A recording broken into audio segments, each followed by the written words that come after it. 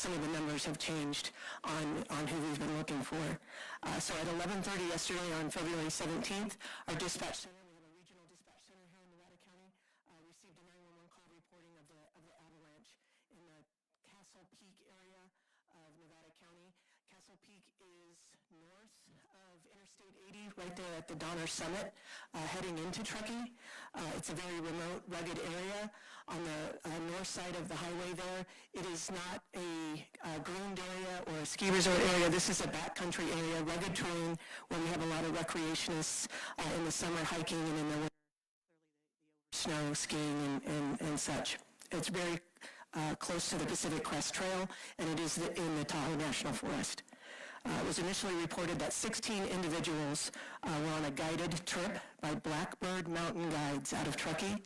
There were 4 guides and initially reported as 12 guests. This information was later updated after we got on scene. We were working with Blackbird Mountain Guides the entire time. They provided us with their manifest for their trip. Initially, that trip had 12 clients signed up for that trip. Once we got on scene, we were told and confirmed that only 11 went on that trip. One person, last minute, decided to back out of that trip. So this was a part of a three-day trip from Blackbird Mountain Guides to the Frog Lake Huts, which is right in that area of Castle Peak.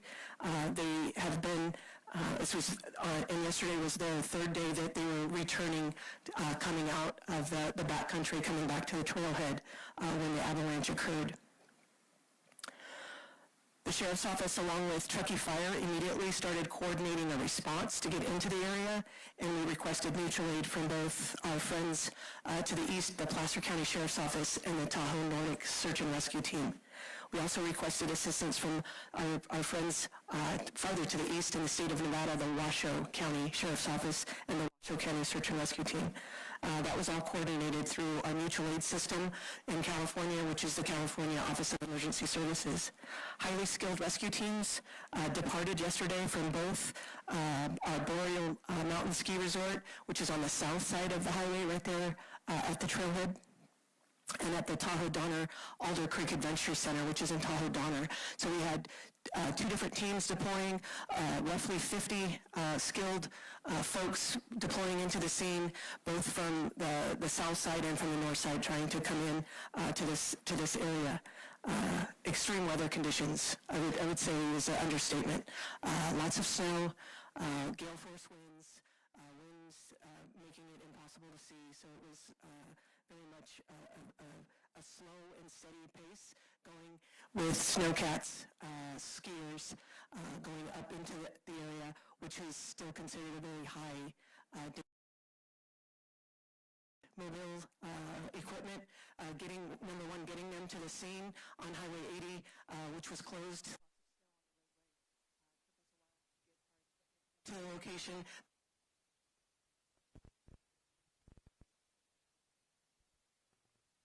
Again, with lots of safety plans. I can't stress that enough, making sure that our responders and our volunteers and our staff were safe in getting to the location, knowing that we had 6 survivors based on the information that we were getting on communication through the iPhone SOS, that we could have conversations with them.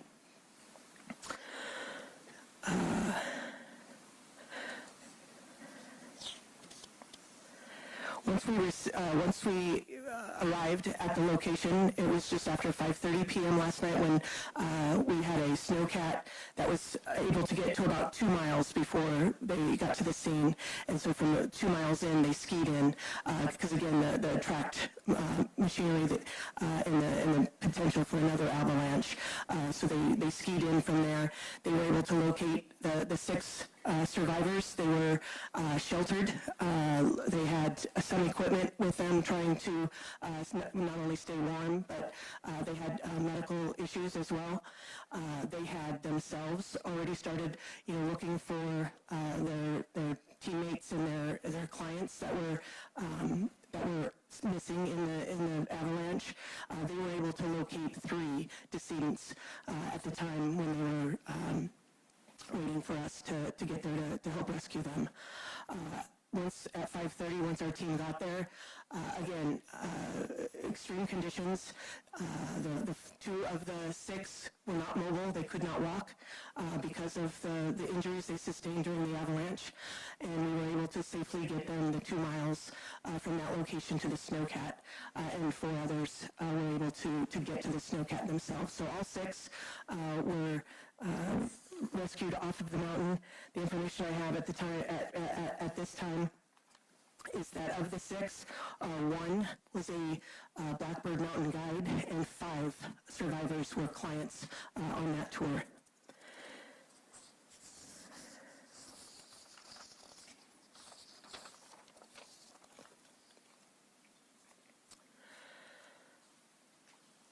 Of the folks that are missing, so again, a total of 11, right?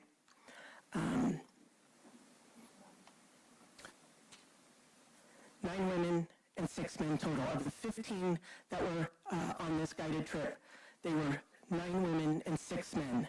We were able to rescue 1 man and 5 women. So the survivors, ranging in ages from 30 to 55 years of age. 8 of the additional 9 additional skiers have been located deceased. We are still looking for 1 of the members at this time.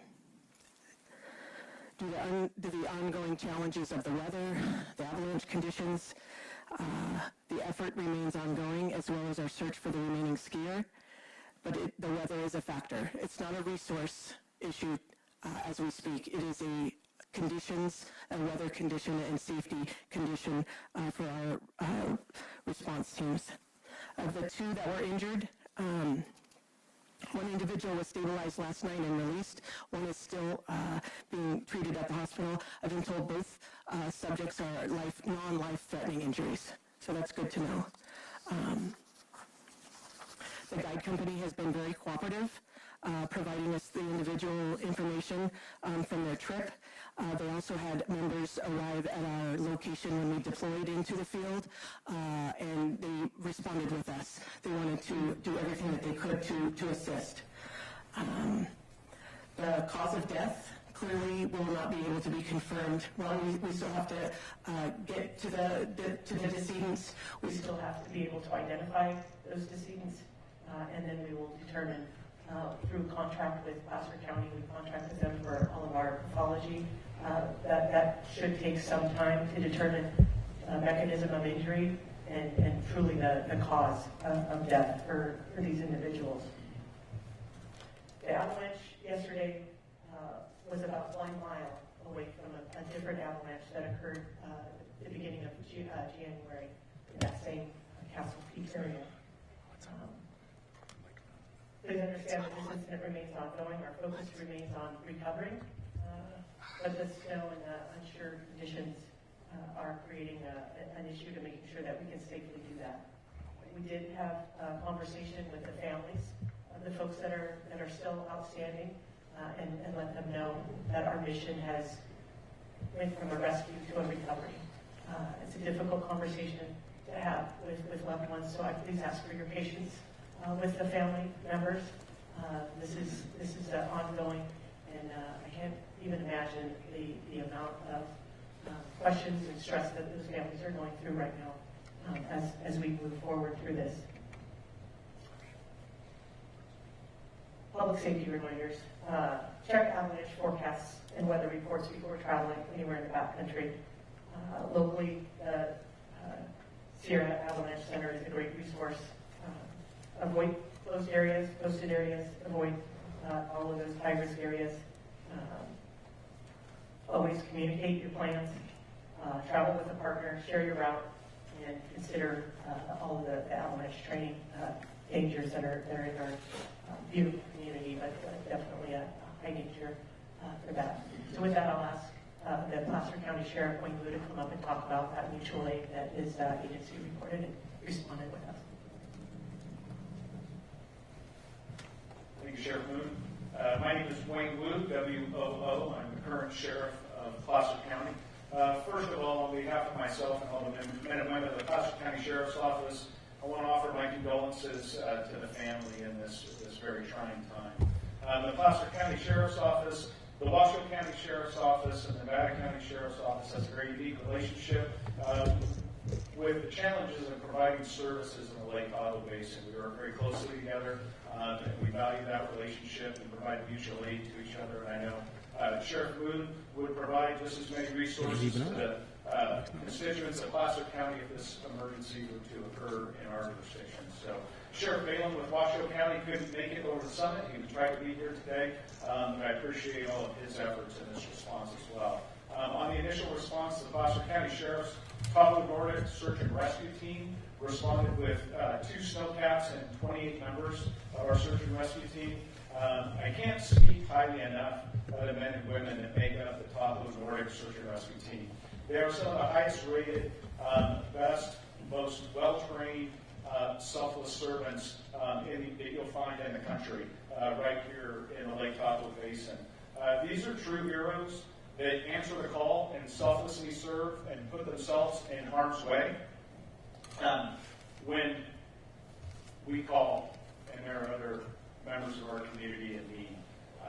This incident has specifically struck our organization and that team hard, as one of the 9 missing decedents is a spouse of one of our Tahoe Nordic Search and Rescue Team members. So, as you can understand, this has not only been challenging for our community, it's been a challenging rescue, but it's also been challenging emotionally for our team and our organization. We are committed to being here until the end and making sure we make all these recoveries. As Sheriff Moon mentioned, the deceased will be transported to Placer County Morgue upon recovery and get them off the mountain down at our Roseville facility. But in closing, I would like to add my request to members of the public during this time, and that is please avoid the Sierras during this current storm and in the upcoming days. Avoid mountain travel. It's treacherous. Avoid the backcountry. Please allow us to focus all of our resources on continuing to recover these bodies for the family and bring them home. Just yesterday, while we were responding to this incident, we got pulled off and had to pull resources for other rescues in order to skiers. So please, then over the next couple of days until this incident comes to a conclusion, please avoid the Sierras. And with that, I will introduce California Office of Emergency Services Chief Donald Keefe. Thank you, Sheriff. My name is Donald Keefe, that is spelled O-K-E-E-F-E. I'm the Chief of Law Enforcement for the Governor's Office of Emergency Services, also serve as the statewide law enforcement mutual aid coordinator. First of all, on behalf of Governor Newsom and Director Tina Curry, we just want to offer our condolences as well to the families. I do want to, before I talk a little bit about the outside mutual aid, I want to echo what Sheriff Wu was talking about, the incredible search and rescue people that do this on a daily basis. The vast majority of these individuals are volunteers. They, a lot of time, buy their own equipment, they train on their own time, and they put a big investment into it. So really big shout out to our volunteers statewide.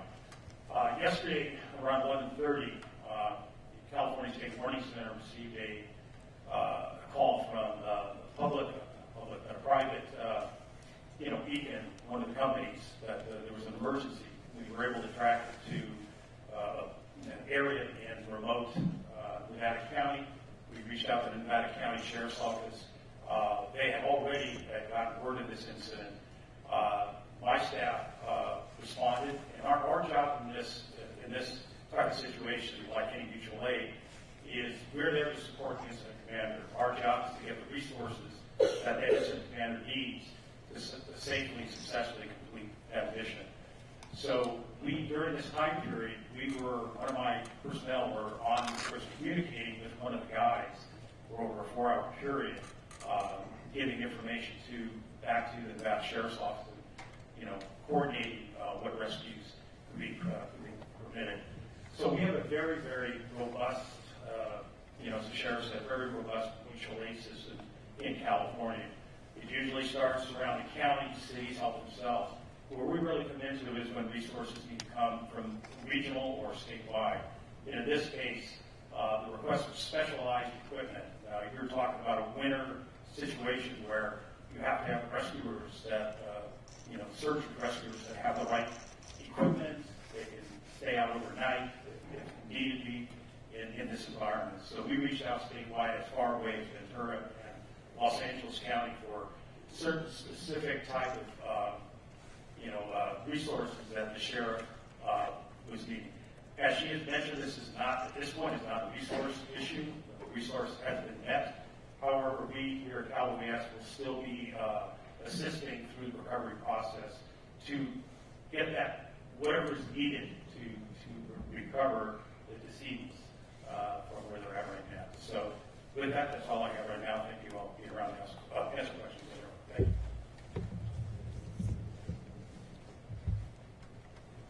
Hi, my name is Chris Vitrier. Last name is spelled F as in Frank, E-U, T as in Tom, R-I-E-R. I'm the forest supervisor of the Tahoe National Forest. The Sierra Avalanche Center is hosted on the Directed Ranger District of the Tahoe National Forest. I was able to speak with one of the professional forecasters there as they were on their way to the field to perform more field, get some more field data for the regional forecasting job they have, which is over 5 forests and 2 state region. I too want to send my condolences to the families who are dealing with lost family members, and sincere thank you as well to the courageous search and rescue folks who responded quickly and under dangerous conditions. I point you to the Sierra Avalanche Center's website for the best information on this avalanche. What we do understand is that it was about a football field in length. It resulted when a persistent weed layer had a large load of snow over the top of it. That persistent weed layer is still there and has reloaded with another 3 feet of snow, so the hazard remains high. Happy to answer any further questions that I can. Thank you. So with that, we'll open up public questions on a first come basis. I see your pen there. Before we go with that, if we could keep in mind again the decedents, please. We won't be sharing any information on the decedents out of respect for the family.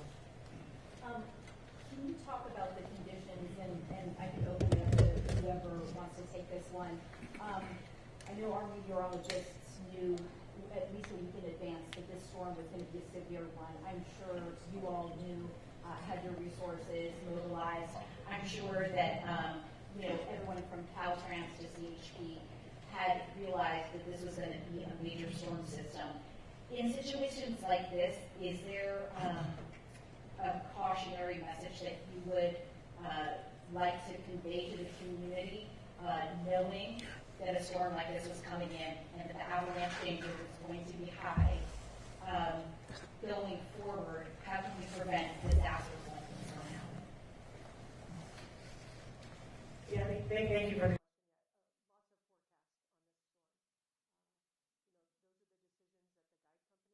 clearly had made. We're still in conversation with them on the decision factors that they make, but definitely a heat for everyone. The backcountry is beautiful. There's not a lot of people out there, and that's where a lot of people like to recreate. I myself like to recreate in that area.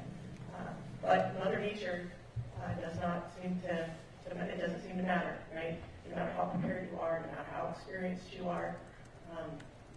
And again, heeding the warnings of it takes all resources from multiple different agencies to respond to emergencies.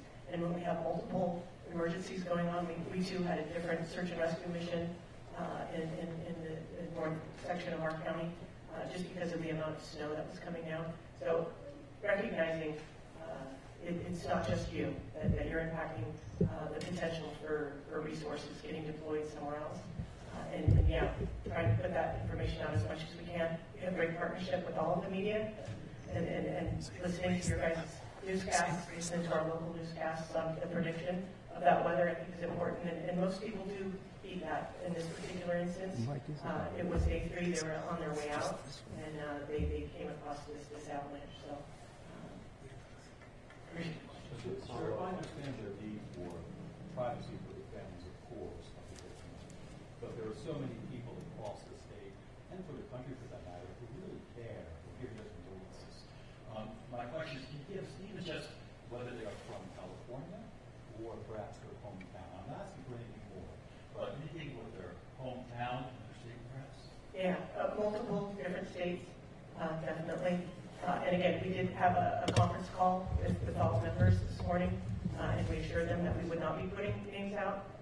They're still reeling, quite considerable, and I could not imagine what they're going through. So as soon as we can get that information out, we will.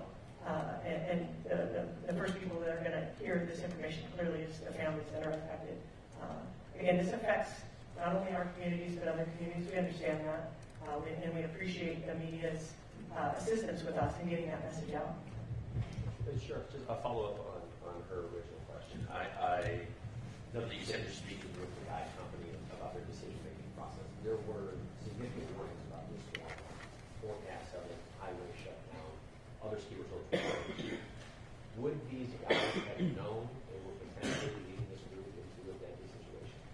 Well, I would say that communication lines, clearly we were able to communicate with them during the avalanche.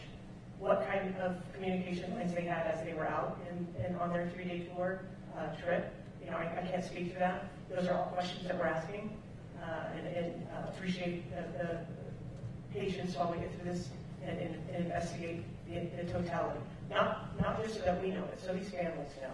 I think that's the core piece of my mind is wanting to be able to provide answers to the families that were affected, the guide members that were present, and the clients that paid for this trip.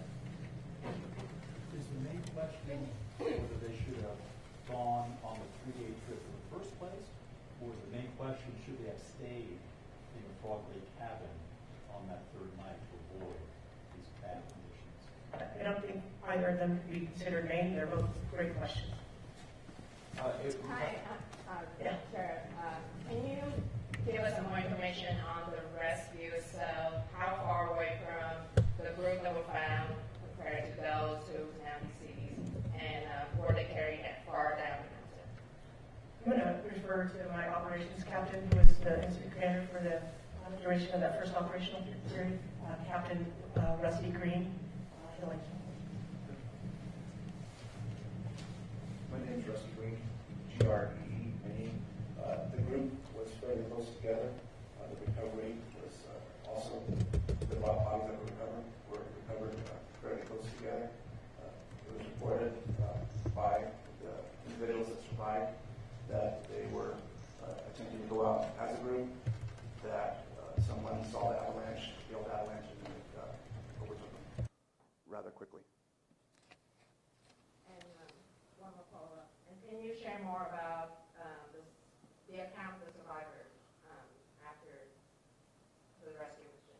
Yes, 2 of the survivors were transported for medical treatment. They went to the hospital. One was released last night. One is expected to be released today. Both are expected to survive. Everyone else was released at scene. Can you share how they're doing mentally? That I cannot. I can only imagine. I think you can too. Do you have more specific of the search area? Do you know if the roads will still remain closed until the investigation is completed? There's no actual roadway into the search area. It's accessed via a snowcat, a snowmobile, or cross-country skis. The interstate obviously will open, and that's the staging areas, and then we go from there. This might be a question for Chris.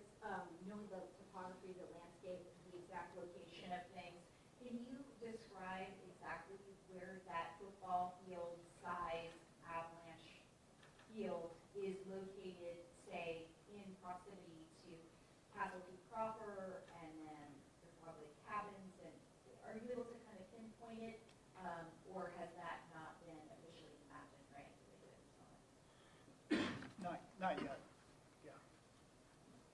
Chris, I also have a follow-up question for you. I know that you had mentioned with the football field avalanche, and then essentially it's been reloaded with snow. Obviously, this is a really complicated procedure to get the body recovered from the scene. Is there fear that there could be another avalanche that might rebury those bodies and they could potentially be lost for some time? I'm going to invite the first responders to answer that. Yes, that's a consideration, but we also have to take into consideration the longer that we continue to have people out there and exposed, the higher chance we put our rescuers in danger. So is it a consideration? Yes, but it's just one of the factors weighing in our decision. And talk about the complicating factor of another big storm headed our way with snow continuing to cover that area and then even to lower elevations. Well, it's going to make things much more difficult as far as accessing the area, right? It's going to continue to increase the danger of future avalanches, and it's going to continue to make the recovery just harder the longer it goes. We understand that. We understand the importance of doing the recovery, but we just have to weigh all those factors and do it in the best way possible. Did the group have any equipment, any airbags that would help them survive an avalanche? I don't know if they had any of the jackets that inflate or anything like that. I do know that the 8 individuals that were found all had beacons on. How many bodies have been removed from the scene? Did you say 8? Is that the number that you were saying? 8 have been found at the location. So far, due to the terrain, it's vertical in nature. They were only able to remove the individuals that had survived and needed medical care last night. The actual decedents are still located in the avalanche area. I believe the sheriff provided that breakdown. We can provide that for you if need be.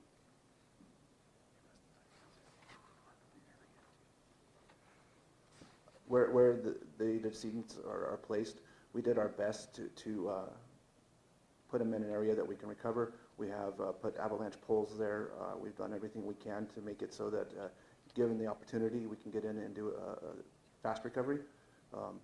If the weather gives us that chance, but again, it's going to depend on how the weather goes for the next couple of days. Just a little more detail. So moving forward, what is your schedule? Are you actively trying to recover today, or is this going to be a matter of days or weeks ahead? Yes, we're actively going to do the recovery as soon as we can. We currently still have approximately 20 resources assigned to this incident. We have an incident command post still set up. We have individuals looking at the weather and trying to get an opportunity to get in there. And a big storm coming in tonight, right? Correct. Sheriff Mood, I don't know if you could elaborate on this a little bit further. A moment ago, you had talked about how this wasn't a resource issue. This wasn't an issue of your crew members being unsafe per se because they are highly skilled and they know what they're doing. But to a degree, does it put our search and rescue teams in danger when outdoor enthusiasts make the decision to go out in storm systems like the one that we knew was in the forecast? Yeah, absolutely. And that's part of that planning briefing that they do before they deploy, in recognizing we have to reach people before we can help rescue people. And those decisions are made on scene by the folks that are going to be getting deployed, and making sure that they have the right equipment, the right training, and the confidence that they can reach the folks. Last night, I commend them for knowing that they had 6 people that had survived, and they wanted to get there as soon as they could. And they took some risks, clearly. I would say they were through information. And today, looking at it, the risk is still as high. With the mission moving to a recovery, we want to really make sure that our first responders are safe and have all of the confidence that they can get there. And that was the conversation that we had this morning with the families. And again, I can't stress it enough. The search and rescue volunteers, they sign up for this. They are not compensated. We had several staff members from the sheriff's office, both my office, the Placer County Sheriff's Office, working in concert with them, again, making sure that we're safe and that our plans are in place. We have good communication.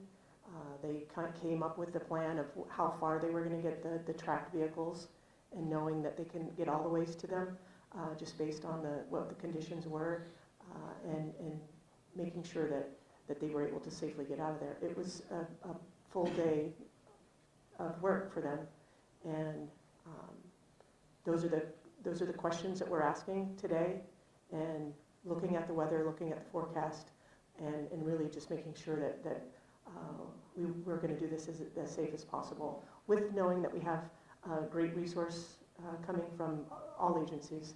Yesterday, I was inundated with texts and words of encouragement from all sheriffs across the state saying, if you need us, we'll be there. Again, our mutual aid system is designed for the agencies to put in the requests through Cal OES, and then Cal OES finds us those resources, and they've been great at doing that. But again, we could have all the resources we want, but if it's not safe to get to that location, we really have to make sure that we're making great decisions on this side. We know that group left the Frog Lake huts. Were they the only people that left the huts? Are there anyone still there from the side of the way out? You know, that information I'm sure is getting through their statements, but I don't have information for you for that. But we will ask those questions. And then also, Sheriff, you mentioned that one of the deceased is the spouse of a member of your search and rescue team. What is the impact on the team knowing this is such a personal connection? Yeah, I think everybody has circled around to provide their love and condolences for this family, but I think it's also motivated the team of their purpose and to go out there and rescue those that were still alive and now recover, you know, those decedents that are still out there. And so, you know, while it's been an emotional impact and we're all trying to support the family, we still have a job to do, and we will be here side by side with Sheriff Moon and the families until we get every last decedent off the mountain. And then also for you, Sheriff, and really for anyone, it's not uncommon for avalanche fatalities to happen. This is a very high number, a number that I don't believe we've seen for decades. Have any of you seen a rescue operation, particularly a deadly operation of this scale in the past, or was this something that was new for your state? Yeah, I'll turn it over to Sheriff Moon in a second, because I know she just had another fatality that within the last 12 months in that Castle Peak area. But you know, the Placer County Sheriff's Office has dealt with a severe avalanche tragedy, and the avalanche at Alpine Meadows, which I believe we had 7 fatalities. That was extremely taxing on our organization and the community at the time.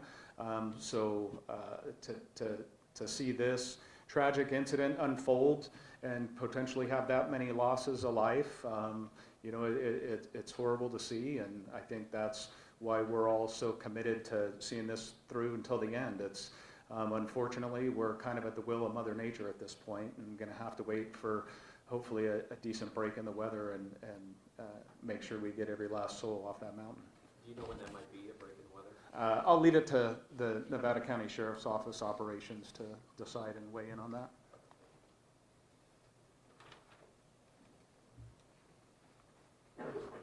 Yeah, in looking at the data, of the 9 folks that are still on the mountain, 7 are female and 2 are men.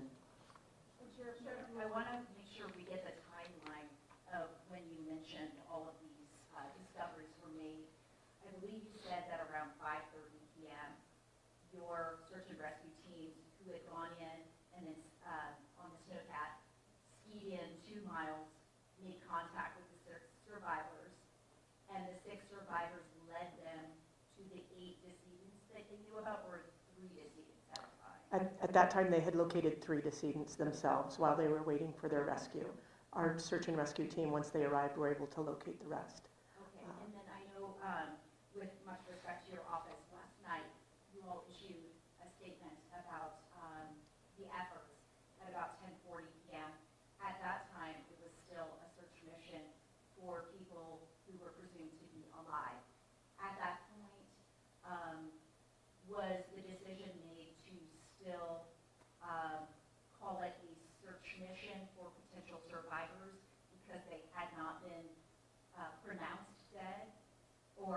did that work with your office, Yeah.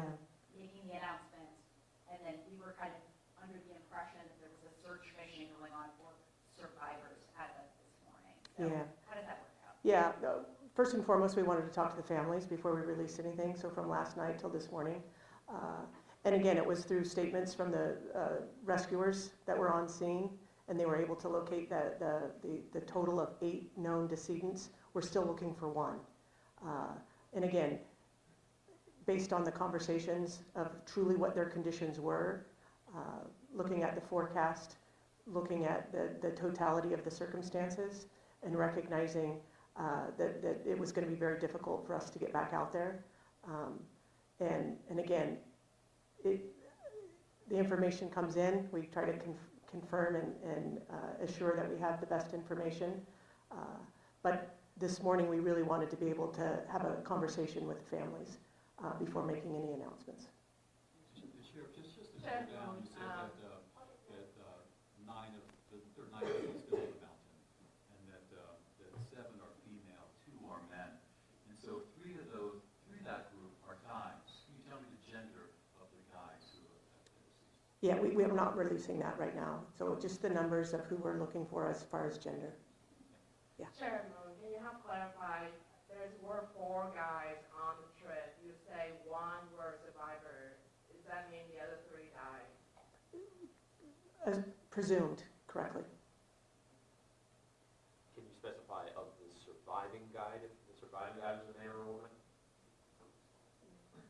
Was that the surviving guide was a male? The 1 man was a guide, and then 5 women that were... Correct. Correct. Thank you. Sir. Could you provide more information on the 1 person that is still unaccounted for? Was it a man? Was it a woman? Is there any chance they could potentially still be alive, or at this point are they potentially presumed dead? Presumed deceased, just based on the totality. The statements of the group was together.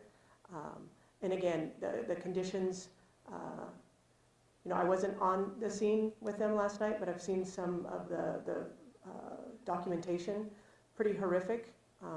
They were able to locate 8, and then the snowcat was ready to go, so everybody got loaded up and brought down the mountain. Again, took several hours to get from the snowcat back down to the trailhead, where we met with some ambulances from Truckee Fire to get the injured to the hospital, and the other folks got some quick statements.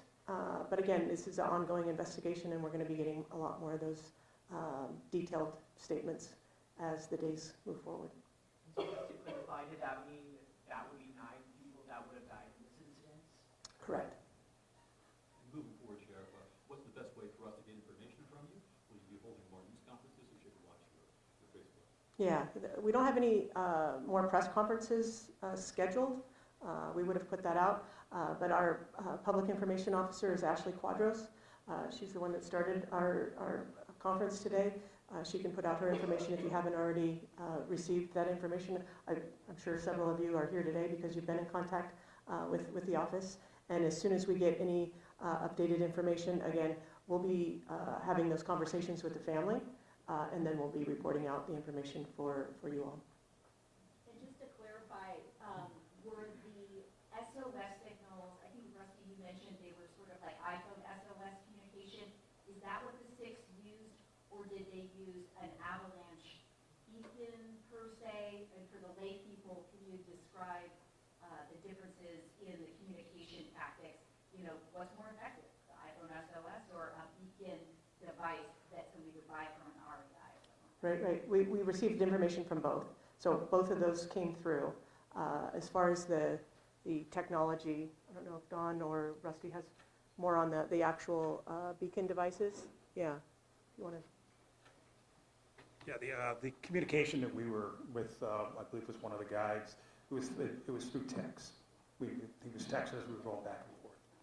So it is safe to say for people who do this kind of outdoors recreating that sometimes the technology can be as good as just using your iPhone and texting back and forth, or would you recommend that anybody who does chance going out? Well, yeah, I really am not in a position to recommend anything on it, but I think, these devices are very readily available, and, I think if you're going to be in the backcountry, it'd probably be wise to have one of those.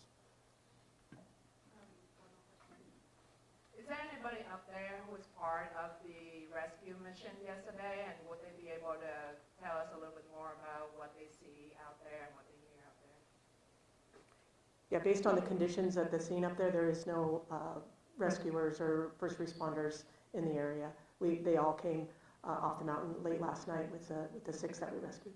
Oh, I mean up there, right here, in the press conference. Ah, gotcha. No, these were all incident commanders from our location here. A lot of the incident commanders that were there last night went back up today so that they could be there. Again, looking at the conditions, looking at the forecast, looking at how much snow did come down, talking with Avalanche, Sierra Avalanche Center to see truly it still is a very high, they list it as a very high danger. And making those decisions going forward is going to be based off of safety to the responders. Is there a command post that will be set up going forward until the remaining 9 people are recovered? Yeah, we started last night at the Boreal Ski Resort parking lot. I believe we've moved to the Truckee substation. Yeah, our Truckee substation is right on Donner Pass Road, where we have the sheriff's office station. So it's in downtown Truckee. One question about the avalanche generally, not about the actual investigation. I know you directed us to the Sierra Avalanche Center. This was listed on the destructive force scale as a D2.5. I know a D2 is it could bury and kill a person. D3 could bury and destroy a house. What is a 2.5 exactly? Would you go next to that? So it's in between the two, effectively. It can cause loss of life, but it's not as big as a 3. Sorry, I don't have any more information. Is it significantly powerful? Is it unusual, or can you give us some broader context of how frequently we see an avalanche of this power? Unfortunately, while the Avalanche Center is hosted, I'm not an avalanche expert myself, so I'd be guessing. Thanks. So we'll just take 1 or 2 more questions, and also just to clarify, as we've talked about all the individuals involved in that, since there's been a lot of back and forth on guests versus guides, I just want to clarify the people, genders again, just one more time to mitigate any confusion.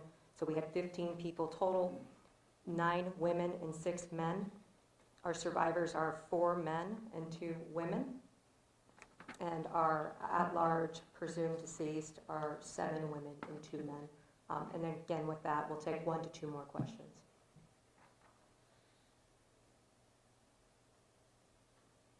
Yes?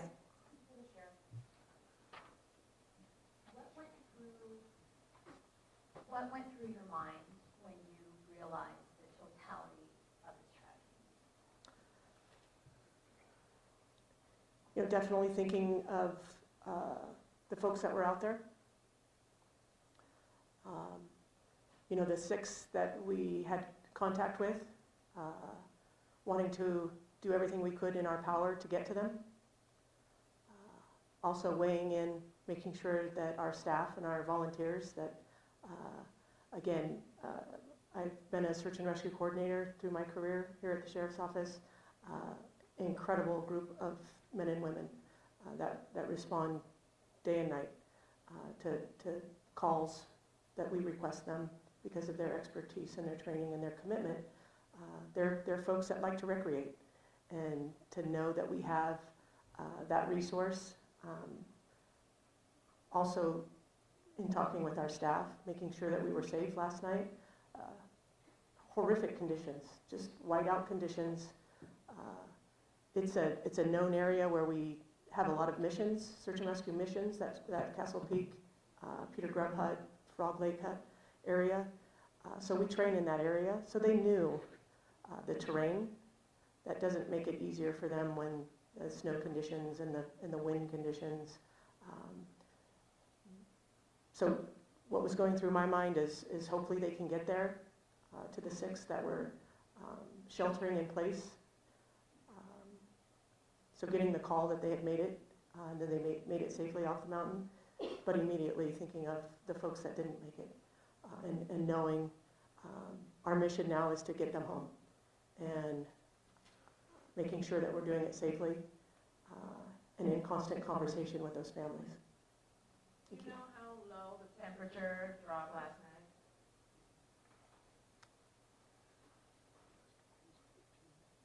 night? It had to be well below freezing. You know, clearly it was snowing most of the night up there. So in the high 20s, low 30s, cold conditions. Really appreciate it.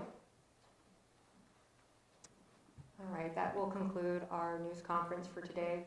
We will continue to keep everyone updated as we continue to, our search and rescue crew continues to help get all those folks off the mountain safely and back to their loved ones.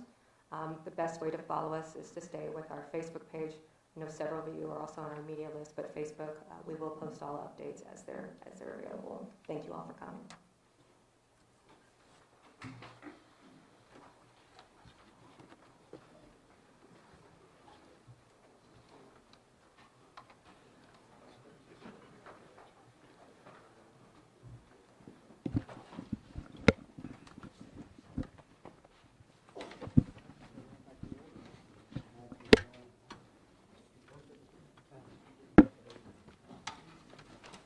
Sorry about that.